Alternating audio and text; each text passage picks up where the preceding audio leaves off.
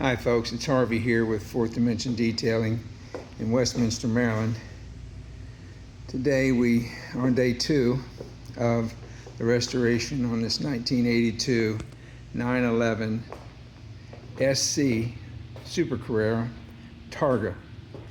So the paint's been polished, all the glass has been cleaned and coated, wheels cleaned and coated, all the trim has been cleaned and coated. Try to bring this back to black. So tomorrow we're going to coat the paint, and our customers, it's going to sit here over the weekend. Our customer's going to pick it up probably on Monday. It's supposed to rain over the weekend, and he's going out of town tomorrow, so probably Monday.